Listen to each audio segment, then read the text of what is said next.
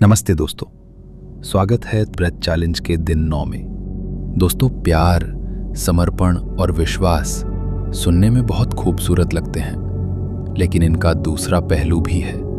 अंधा प्यार हमें तोड़ सकता है, अंधा समर्पण हमें दूसरों का गुलाम बना सकता है और अंधा विश्वास हमें अंधभक्ति की जंजीरों में बांध सकता है। हाल ही में जब हमने इंस्टा पर एक पोल किया तो बहुत लोगों के जवाब अलग अलग थे। किसी ने कहा उन्हें प्रेम चाहिए, किसी ने कहा विश्वास और किसी ने समर्पण। यानी सबकी ज़रूरतें अलग थीं। इसलिए इन तीनों को सही तरह से समझना उतना ही ज़रूरी है जितना आपका ध्यान करना, वरना आपकी मेडिटेशन आपको परमात्मा तक नहीं ले जाएगी। क्योंकि यही वजह है कि बहुत लोग ध्यान करने के बाद कहते हैं कुछ हासिल नहीं हुआ, ये तो समय की बर्बादी है। असल में ध्यान का दोष नहीं है, बल्कि हमारी प्रेम, समर्पण और विश्वास की समझ अधूरी है। तो आज का दिन बहुत खास है, क्योंकि आज हम इन तीनों को गहराई से समझेंगे। आज का अभ्यास हमें भ्रम की जंजीरों से बाहर निकालकर सच्चे परमात्मा को पहचानने में सहायक होगा। अब आइए समझते हैं प्रेम, समर्पण और विश्वास का असली अर्थ हिंदू धर्म के दृष्टिकोण से। प्रेम भक्ति का सबसे शुद्ध रूप। मीरा का कृष्ण के लिए प्रेम इतना निर्मल कि उसमें कोई शर्त नहीं। वो प्रेम जिसने मीरा को समाज से ऊपर उठा दिया और ईश्वर तक पहुंचा दिया। समर्पण अहंकार को छोड़ देना। हनुमान का राम के प्रति समर्पण इसका सबसे बड़ा उदाहरण है। उन्होंने कभी अपने अस्तित्व को राम से अलग नहीं माना। यही समर्पण उन्हें अजेय बना गया।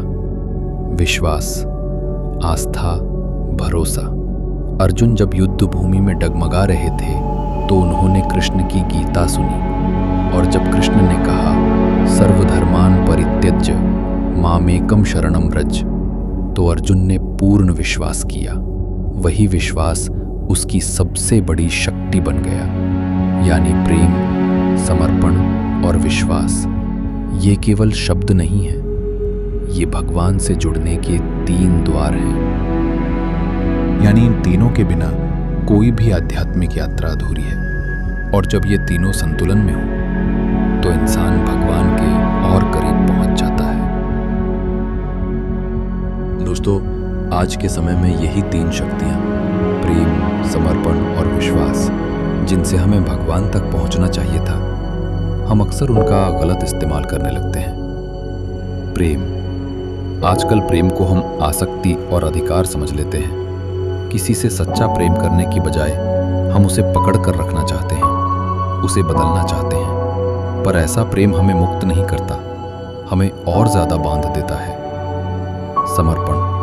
समर्पण का मतलब अहंकार छोड़ना है। लेकिन आजकल लोग गलत गुरुओं, दिखावे वाले बाबाओं या झूठे वादों के आगे खुद को समर्पित कर देते हैं। ये समर्पण ईश्वर तक नहीं ले जाता, बल्कि हमें और भ्रम में डाल देता है।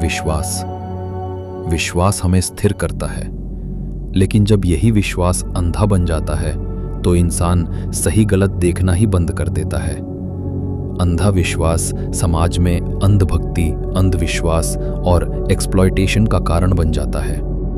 यानी दोस्तों, अगर इन तीनों का उपयोग जागरूकता के साथ हो तो ये हमें भगवान के करीब ले जाते हैं। लेकिन अगर इन्हें गलत जगह या गलत तरीके से लगाया जाए तो यही हमारी सबसे बड़ी कमजोरी बन सकते हैं।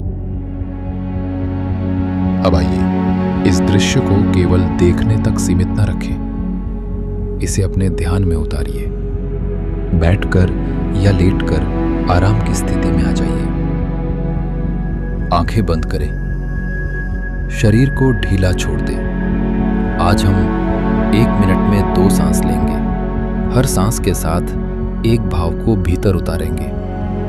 पहली सांस, धीरे धीरे गहरी सांस लीजिए। अपने मन में कहिए, मेरा प्रेम मीरा जैसा है, जो मेरे लिए सबसे ऊंचा है।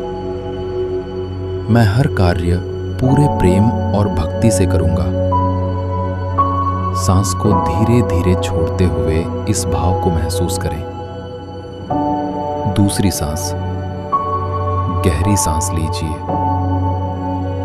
अपने मन में कहिए, मेरा विश्वास अर्जुन जैसा है। आप जिस राह पर ले जाएंगे मैं उसी पर चलूंगा। चाहे हार हो या जीत, सब मुझे स्वीकार है। स्लोली सांस छोड़ते हुए सरेंडर और फेथ को महसूस करें। तीसरी सांस, गहरी सांस लीजिए। अपने मन में कहिए, मेरा विश्वास हनुमान जैसा है, जो हर पल मुझे देख रहे हैं, सुन रहे हैं, और एक दिन वे मुझसे आकर जरूर मिलेंगे। तब तक मैं आपको अपने भीतर ढूंढता रहूंगा, अपनी मृत्यु तक। सांस छोड़ते हुए इस भाव को अपने भीतर गहराई से उतारें। इस अभ्यास को 3 से 5 मिनट तक दोहराइए। हर सांस के साथ ये भावना आपके भीतर उतरती जाएगी। प्रेम, समर्पण और विश्वास का ये संगम आपको धीरे धीरे अपने भीतर के भगवान से जोड़ देगा। अगर हमारी ये बात आपके दिल तक पहुंची है तो कमेंट करके बताइए, क्या आपको राम और हनुमान के इस मिलन में प्रेम, समर्पण और विश्वास की झलक दिखाई दी?